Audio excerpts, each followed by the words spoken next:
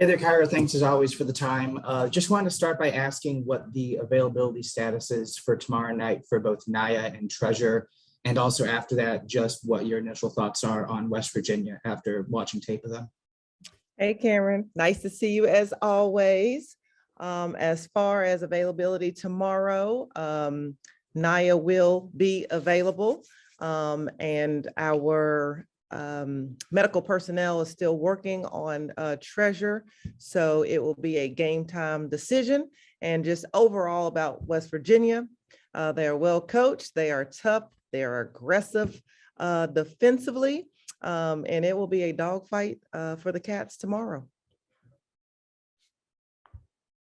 Keep going, Cameron, if you have more. Yeah, I just had one more. Also, I guess it's kind of been a continuation the last 3 or 4 games now of Jada playing really well. I think really ever since the Indiana game, and obviously the games are just gonna get more important and bigger from here on out.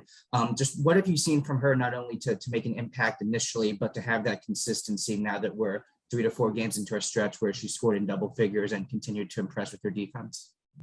You know, I think Jada is really special. She's vital to our team.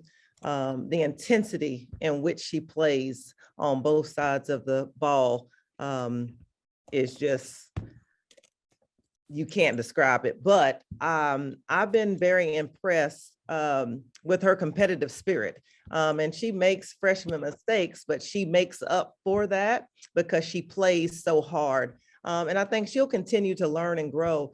Just imagine this, she's still learning the intricate details of our offense and still can score. So she's just going to get better with time, but we're counting on her, and we need her to be a consistent scorer for our team to reach our goals. Larry Vaught. Hey, Kara, thanks for this afternoon. Sorry, maybe one kind of non-basketball question, but just wondering your impressions of what Craig Skinner has been able to do and to win 5 straight SEC championships and a national title. I mean, what does that say to you about any coach that can do that in any sport in the SEC? I mean, that's amazing. I literally sent him a text and said, amazing, enjoy. But to have that type of success, he's worked really hard to build the program, and it's one of the nation's best now. So kudos to him and his staff and the caliber of players that he has brought in to help him win at the highest level. So happy for them, so proud of them. We stand behind them and wishing them the best of luck moving forward. Does that in any way help provide motivation, inspiration for you and your team, or am I way off base there? Well, of course, everyone comes to Kentucky to compete, and we want to compete at the highest level, and winning championships is the ultimate goal. So obviously we aspire to be where they are. Grant Grubbs. Hey, Coach. West Virginia has some serious height. I know against LaSalle, you guys struggled a little bit at times on giving up some offensive rebounds. Has that been a big focus going into tomorrow night's contest? Grant, did we struggle? Did you say struggle? I'm joking. Yes, they do have height, and they have athleticism.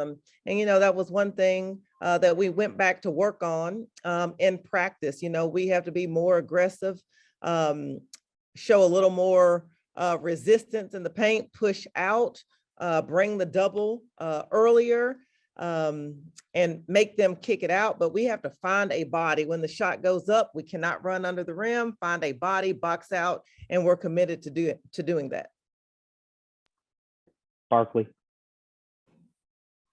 Hey, obviously the first big game of the season was at Indiana. What's the importance, do you think, of playing a West Virginia team in Memorial Coliseum?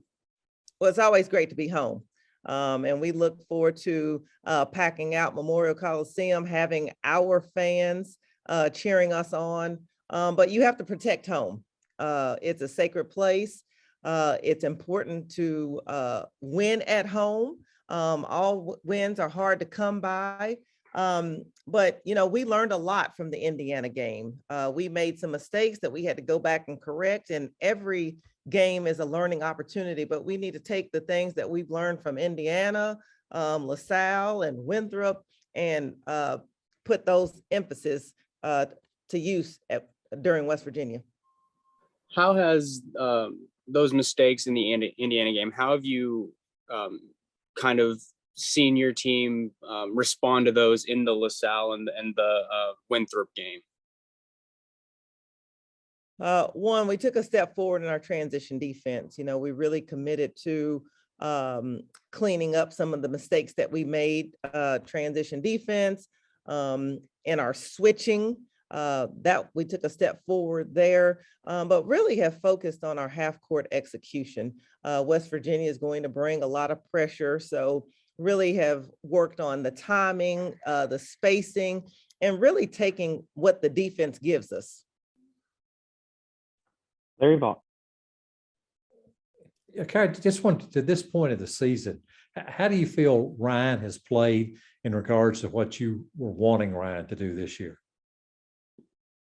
Well, you know, we've asked her to step up and be a leader, vocally, also lead by example, which she's doing that, but be aggressive offensively. You know, I want her to hunt shots and take good shots. So whether that's posting up, whether that's coming off staggers and catch and shoot, but really have challenged her to sprint in transition and make plays in the open court where people don't have time to double team her or, you know, ice her to one side. So be able to make plays in transition.